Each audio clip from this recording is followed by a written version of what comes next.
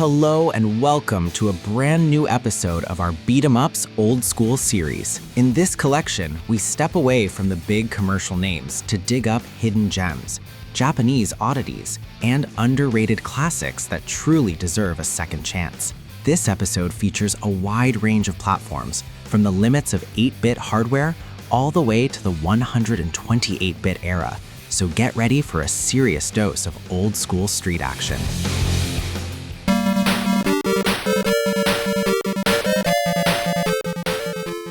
We begin in 1986 with a title many of you may know in the West as Black Belt. In Japan, thanks to the official manga license, Sega released the original Hokuto no Ken on the Sega Mark III. Unlike the Western version, here we control the real Kenshiro in a post-apocalyptic world that stays much closer to the original manga. This is a very primitive beat-em-up, and it is often considered one of the earliest home beat-em-ups ever made. One of its most well-known traits is its brutal difficulty. Precision is essential, and the final bosses demand pure strategy rather than button mashing. Because of this, the Japanese version is regarded as a true hidden gem and an important piece of beat-em-up history, showing how localization could completely change a game's identity.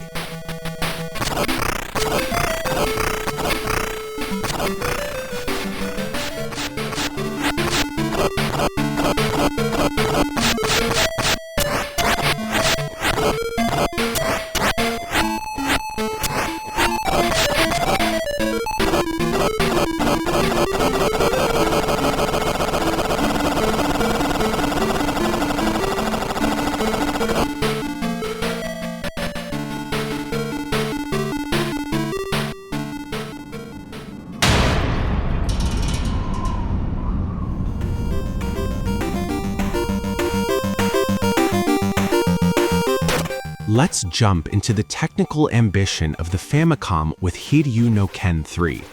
This series, partially known in the West as Flying Warriors, reached a level of complexity that was rarely seen during the 8-bit era. This isn't your typical mash and bash beat-em-up. Instead, it's a hybrid experience that blends side-scrolling action with highly technical martial arts duels. The game features a unique marking system where you must attack and defend specific points on your opponent, almost like a rhythm-based combat game. What truly sets it apart is how much precision it demands from the player. Timing, positioning, and reading your opponent are far more important than raw aggression, which was highly unusual for the genre at the time. With 5 playable characters, each with their own fighting style, and a strong classic anime aesthetic, Hiryu no Ken 3 stands as one of the deepest and most overlooked gems in Nintendo's Japanese library, and a clear example of how ambitious developers could be, even on limited 8-bit hardware.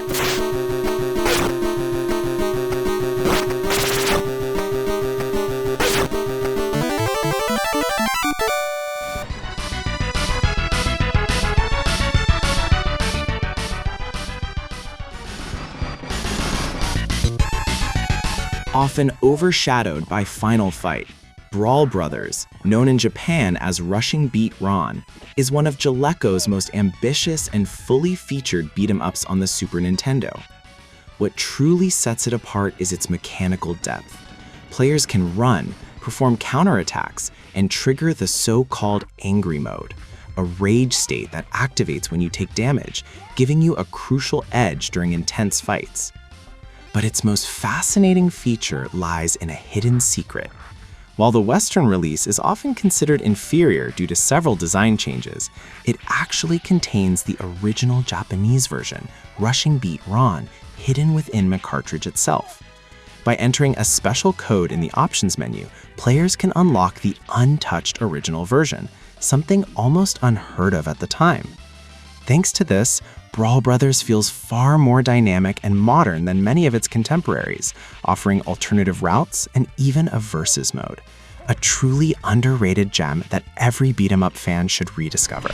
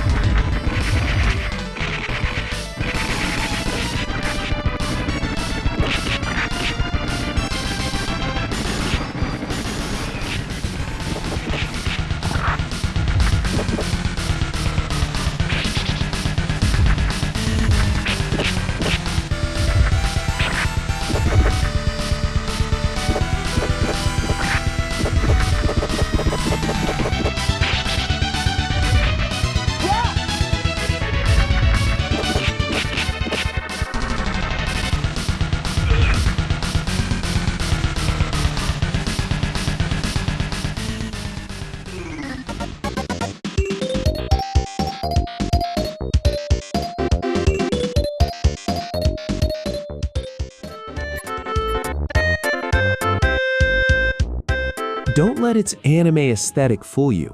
Sailor Moon R on the Super Famicom is an exceptionally solid beat-em-up, far better than most people would ever expect from a licensed game. Developed by Bandai as an original console-exclusive title, the game stands out thanks to its large, detailed sprites that look like they were pulled straight from the TV series. Each Sailor Scout features a unique moveset, along with flashy, screen-filling special attacks that are both visually impressive and effective. This is far from an easy game. Sailor Moon R requires careful control of spacing, positioning, and attack timing, especially as the difficulty ramps up. Its smooth gameplay and strong technical design place it right alongside the best beat-em-ups on the system. A true hidden gem that many players overlooked due to prejudice, but one that fully deserves its place among Super Nintendo's finest. A key feature that elevates the entire experience is the ability to choose between the 5 core Sailor Scouts: Moon, Mercury, Mars, Jupiter, and Venus. These aren't just simple skin swaps. Each girl offers a distinct playstyle that changes your overall strategy.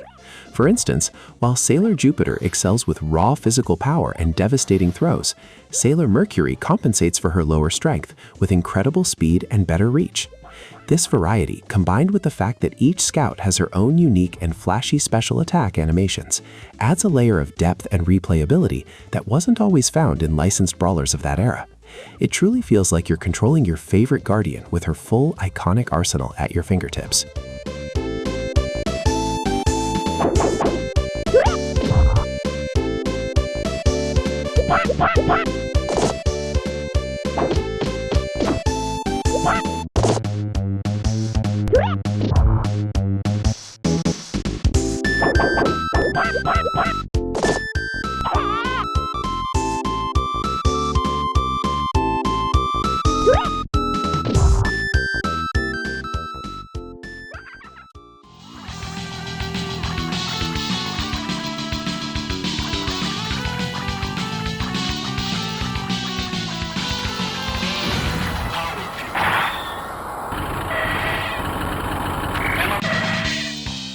In 1994, Capcom pushed the beat-em-up genre to a massive scale with Armored Warriors. From a visual standpoint, this game represents one of the absolute peaks of the PS2 hardware, featuring gigantic mecha sprites that fill half the screen and a technical display that was simply overwhelming for its time. One of its most innovative features is its customization system, allowing players to rip arms, legs, and weapons from defeated enemies and equip them on the fly. This added a strategic layer that was highly unusual for arcade beat-em-ups of the era. Despite its technical muscle, Armored Warriors never quite reached the status of a true classic. Its gameplay can be chaotic and repetitive when compared to Capcom's finest works, which may explain why the company eventually left it behind. Still, it remains an essential historical piece, an ambitious experiment, a technical showcase, and a spectacular explosion of metal and destruction that every beat-em-up fan should experience at least once.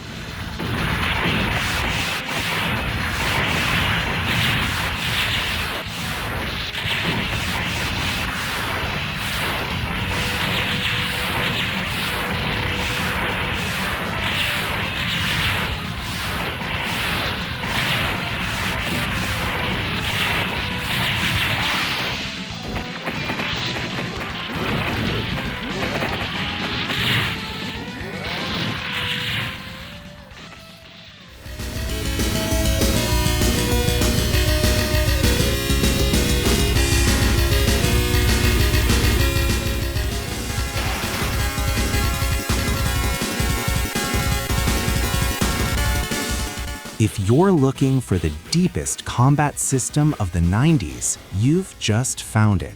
Guardians, also known as Denjin Makai 2, is the perfect definition of a hidden arcade gem.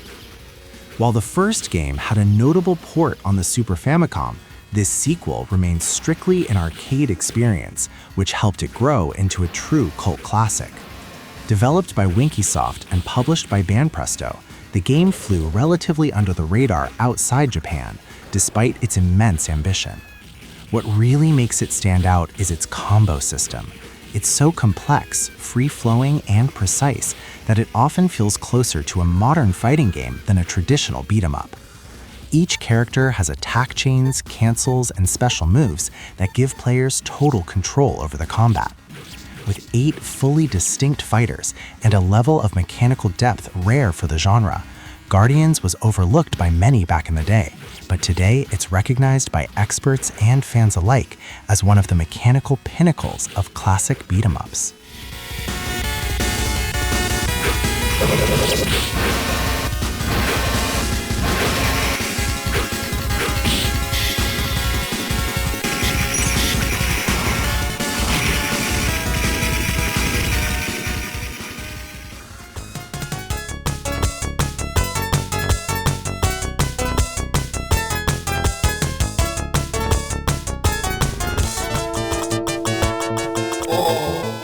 In the late 90s, while the world was already moving toward 32-bit consoles, an exclusive beast for the Mega Drive appeared in China and Taiwan, Water Margin. Based on the classic novel Water Margin, this title was an urban legend for Western collectors for years. Visually, it's stunning, with a level of detail and fluidity that seems impossible for Sega's hardware. After decades of obscurity, Pico Interactive acquired the rights, releasing a physical version for the Genesis and finally bringing it to modern platforms. An exotic gem that has stepped out of the shadows for everyone to enjoy today. Gameplay-wise, Water Margin feels like a perfect hybrid between the agility of Streets of Rage and the weapon-based combat of Golden Axe. You have 3 distinct characters to choose from, each with their own reach and playstyle. But the real star here is the magic system. By collecting scrolls, you can unleash elemental attacks that clear the screen with issue effects that are honestly impressive for a 16-bit system. It's fast-paced, with tight controls, and a difficulty curve that keeps you on your toes. It's not just a pretty face, it's a mechanically polished brawler that truly understands what makes this genre fun, a frantic pace and satisfying combat.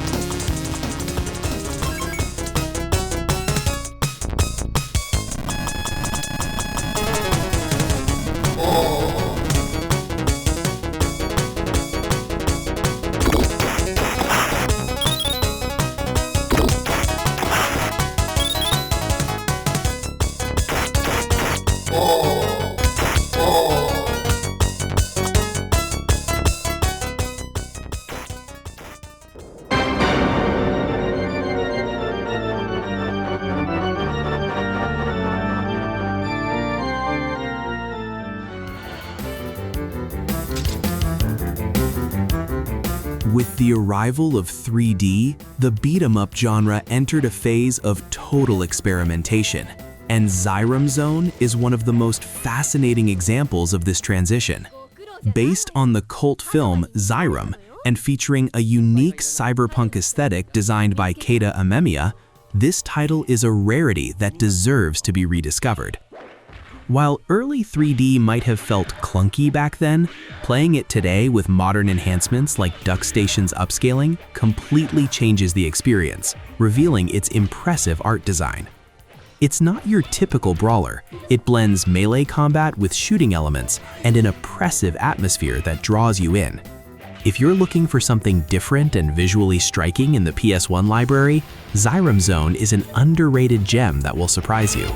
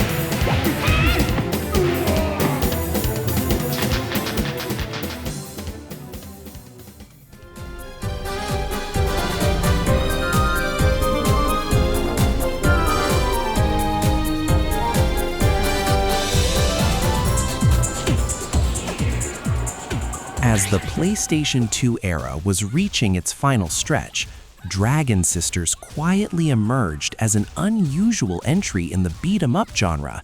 Released exclusively in Japan as part of the Simple 2000 series, the game flew completely under the radar outside its home market, eventually becoming a niche title for collectors and genre enthusiasts. From a gameplay standpoint, Dragon Sisters delivers a fast-paced 2.5D brawler that's more technical than its low-profile origins might suggest. You control two sisters, Kiku and Hana, each with distinct combat styles, allowing for ground attacks, aerial combos, and enemy juggling. It's not a long or particularly ambitious game, but its brisk pacing and focus on constant action make it easy to pick up and enjoy. Visually, the game adopts a restrained cyberpunk-inspired look, favoring clean readability over flashy presentation.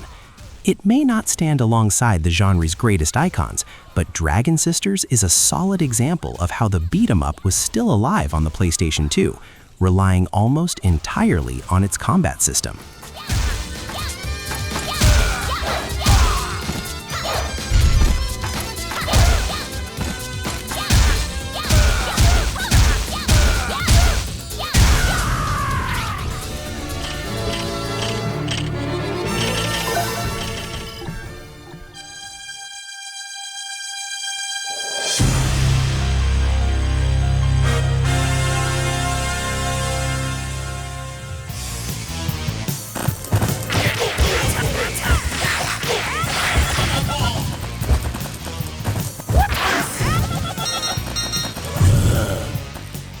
We're coming full circle.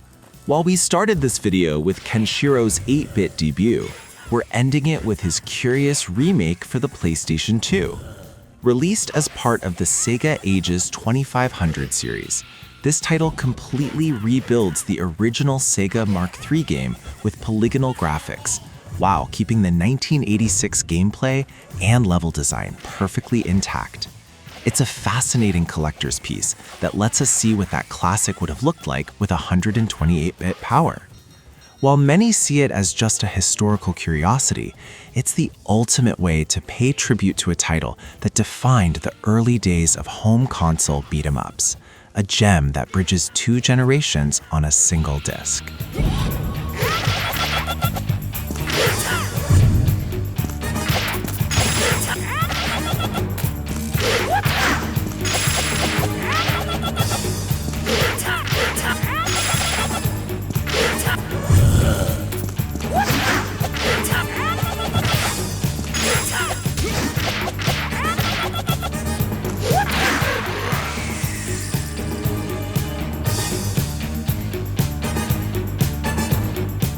And that's a wrap on this journey through the more obscure side of beat-em-ups.